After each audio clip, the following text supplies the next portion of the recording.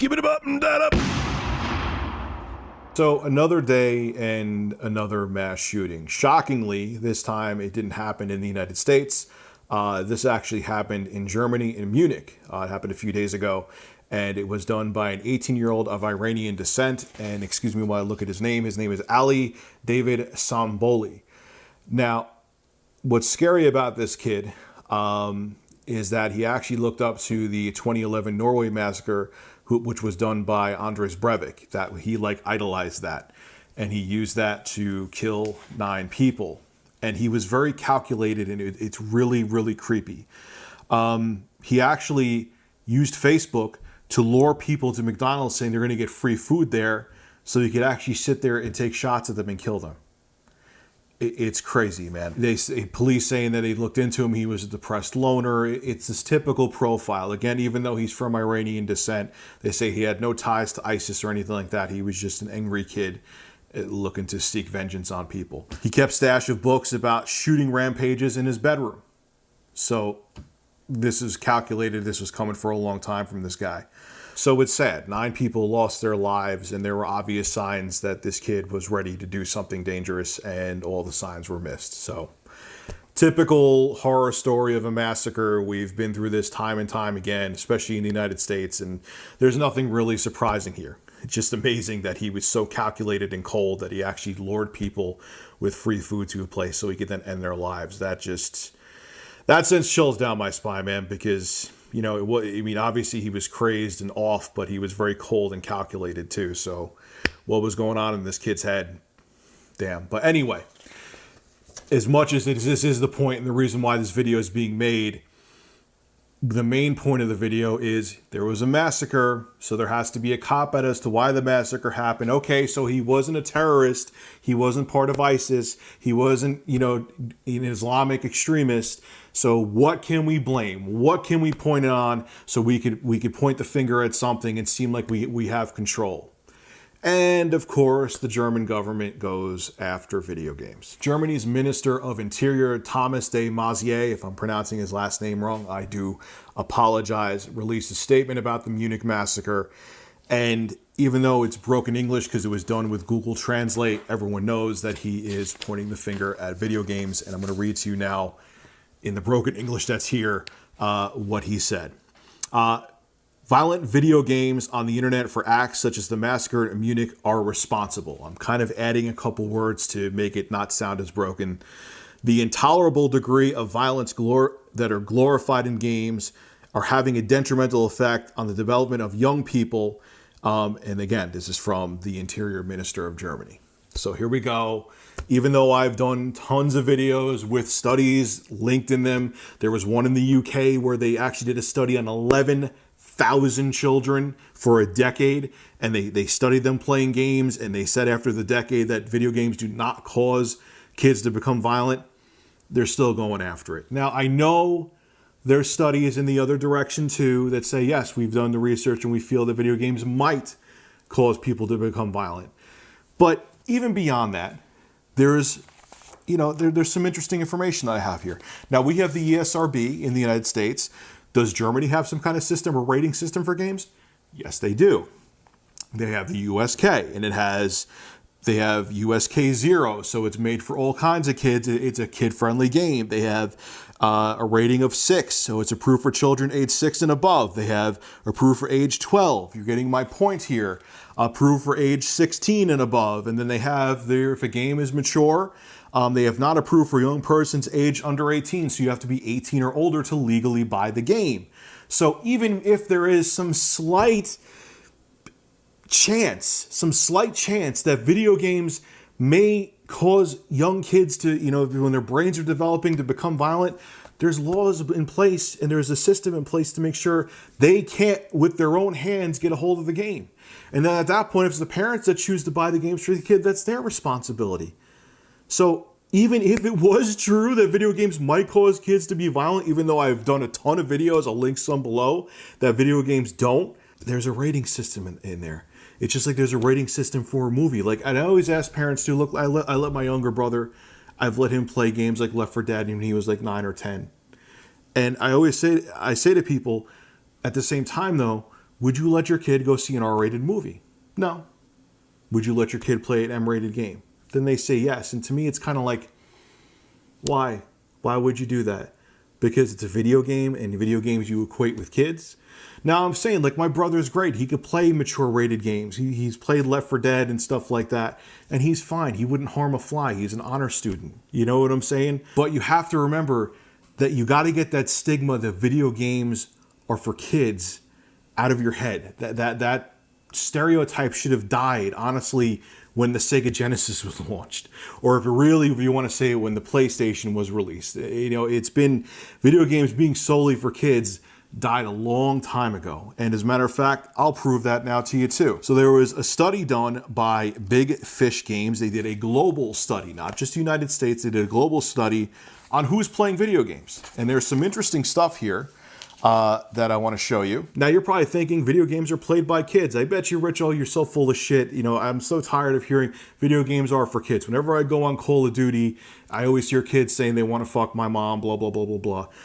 That's the village idiot mentality, though. You know, there may be a billion smart people, but it's always the village idiot with the loudest mouth. So you're always going to hear there may be a million people in their 30s and 40s playing Call of Duty, but you're never going to hear them because they're the ones just chilling there enjoying the game. It's the loudmouth little kids who are going to be the most outspoken, so you're going to think there's more of them than adults. But that's not the case. As a matter of fact, I can prove it to you. Children in video games, they're talking, Big Fish Games is talking about, video games are no longer seen as strictly toys for kids, like I just said. Only 29% of people who game are under the age of 18. There's actually more gamers over the age of 50 than there are gamers under the age of 18. And if you think about it, there's more gamers over the age of 18. 71% of gamers are over the age of 18 than under the age of 18. There's only 29% of the gamers out there in the world are under the age of 18. So look, I know the stereotype is still there, but that whole stigma of, oh, games are for kids, just throw it out the fucking window. It should have died a long time ago. But people hold on to it too, and that's why you have people like this idiot behind me wanting to say that, oh, video games are what making kids violent. It's not. More adults play video games than children. So what the hell are you talking about? But there's always something that bothered me that's never discussed. You never hear it discussed. And there's honestly, even though it's still circumstantial evidence, just like with video games, it's all circumstantial because there's no one that could prove that video games are causing the violence. There's more circumstantial evidence with this than there is against video games. And what am I talking about? I'm talking about antidepressants. There's been case studies for years upon years upon years that say that antidepressants, which are now handed out like fucking candy, make people violent. As a matter of fact, I have something here I want to read you from Psychology Today. They actually had a study that was done using large national registries. Over 850,000 individuals were identified who were prescribed an SSRI medication. The authors then quantified the cumulative dose of SSRIs, again, an antidepressant or anti-anxiety med, and divided subjects into groups of low, moderate, and high. From other registries, arrest and conviction records were examined and compared to the medication histories. The main finding of the study, and the one that received the most press, was that for both males and females between the ages of 15 to 24 only, there was a statistically significant increase in the rate of violent crime during the period someone was taking the medication compared to the intervals when they weren't. The hazard ratio for the 15 to 24 group was 1.4, which roughly translates into a 40% increased likelihood. Described in the original study, but not well reported by many press articles, however, was the important fact that this risk was increased only among those with low SSRI doses and not those with moderate or high overall SSRI exposure. So think about that. Most of the time, you're on a low dose of SSRI. So if you're taking a low dose of, with this study, with these young adults and kids between 15 and 24, if they were on a low dose of SSRI, they became 40% more likely to want to commit some kind of violent crime. But you never hear that talked about. No one ever talks about it. It's just like, la la la la la. No, we're not going to discuss that. Why is that though? That's strange. Well, let's take a look at a massacre that happened a very, very, very long time ago in 1989 by Joseph Thomas Westbecker. It was actually at a Kentucky printing plant that he worked at in Louisville, Kentucky. He came in armed to his job with an AK-47, 2 MAC-10s, and 2 other pistols. He ended up killing 7 people, and then he put a bullet to his own head. What a lovely story. Now, point being is that they found out that Joseph Thomas Westbecker was on Prozac. And a lot of the victims that survived ended up suing Eli Lilly, who was the manufacturer of Prozac. Now, Eli Lilly went on the defense when a case was brought against them and said, oh, we've did research on Prozac since 1976. We tried it on suicidal people. We tried it on all different kinds of people with different mental conditions, and we've proven the drug is safe. Okay, so, they did their research and they have a good case in court. So what happened? This is actually coming from Murderpedia, the Encyclopedia of Murders. I'll read this to you. Because Westbecker had started taking Prozac in August of 1989, less than a month before the shooting, the wounded and the families of those killed filed suit against manufacturer Eli Lilly and Company, claiming that Westbecker's use of Prozac contributed to his actions. Now, like I said, they had a good case, blah, blah, blah, blah, blah. The jury decided, because it's tough to prove that a drug can make someone fucking lose their mind. The jury decided 9-3 for Eli Lilly, a result seen by some as proof of Prozac's safety. It wasn't until several years later was it revealed that Lilly had arranged a clandestine settlement with the plaintiffs in exchange for setting legal precedent. You see what they did there? So here's what Eli Lilly's thought process was, and it should scare the shit out of you. They're like, holy fuck, we go to court with this case and we lose. They must have known something about this drug behind the scenes. They had to have. If we lose, we're fucked. Our multi-billion-dollar Prozac baby is thrown out the window, because I'm sure they've made billions upon billions. Prozac's been around forever. I'm sure they've made billions upon billions with this drug, and they didn't want to lose it. So they're like, what can we do? Let's think about this. What can we do? I got it. We buy off, we settle outside of court with some of the victims. Hey, we'll give you $1 million here. We'll give you this amount of money, that amount, and we'll throw it around, which in our eye, a multi-billion pharmaceutical company is chump change. We'll throw them some pennies, which is, I'm sure was a decent amount of money, but to them it's pennies. And we keep it out of court, so we don't have to worry about our drug being screwed by this. Say we lose this case, Prozac will die. So we throw them chump change.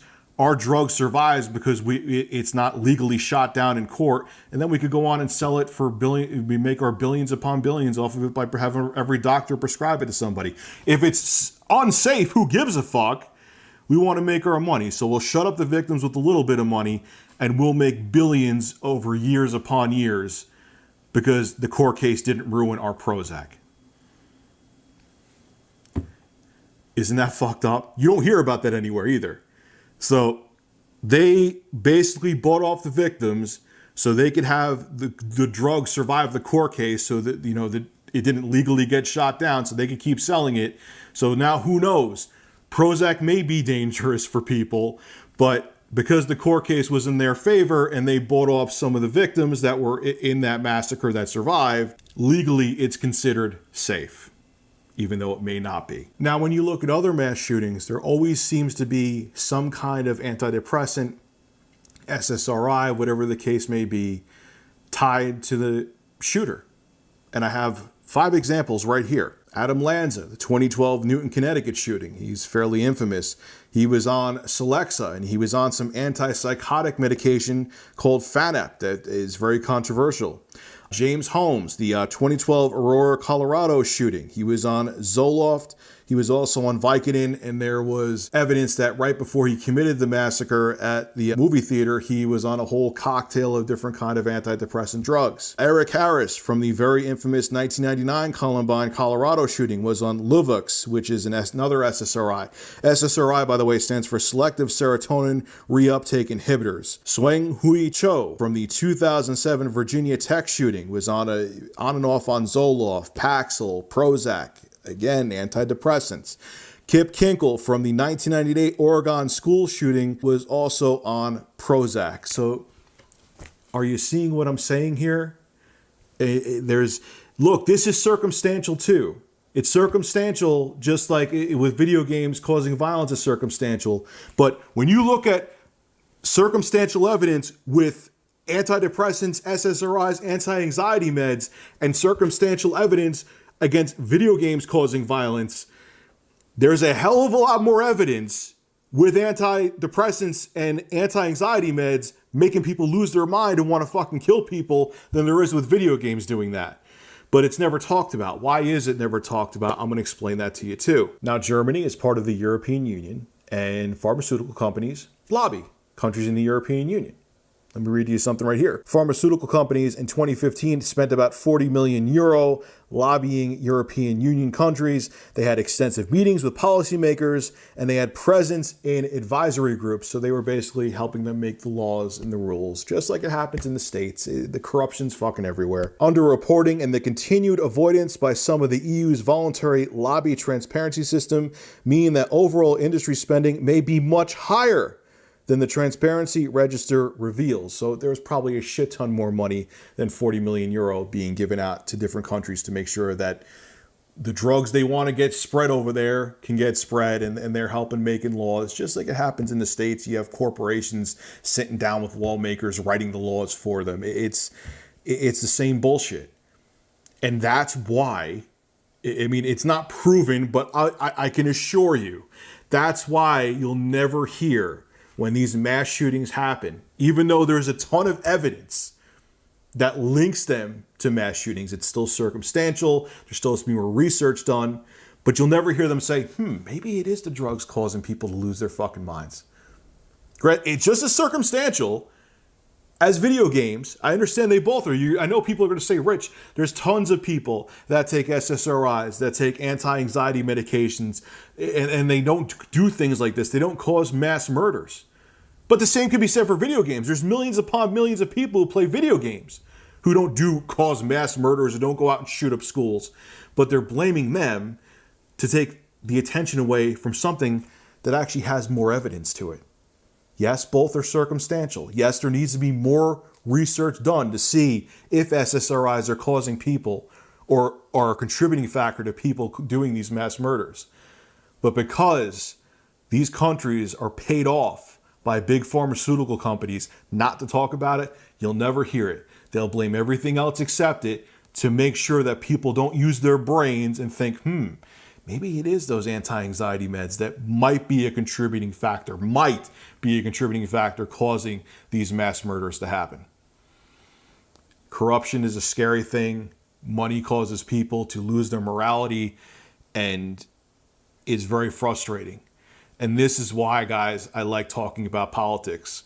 It's amazing to talk about all this, like, oh, Rich, it's violence. They're blaming violence in video games. Do you see how sometimes, even with video games, politics coincide? I hope it made you think tonight. I hope it made you guys realize that there's a lot of shady shit that goes on behind the scenes, and you have to.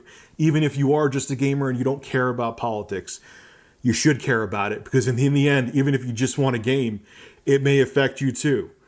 Lawmakers may be trying to avoid looking at the real problem and blaming it on video games and censoring one of your favorite hobbies just because they don't want people to actually look into these anti-anxiety drugs, because the lobbyists from these big pharmaceutical corporations are paying them off not to talk about it. And that should also scare the living shit out of you. This is Rich, Review Tech USA, signing out. Have a good one.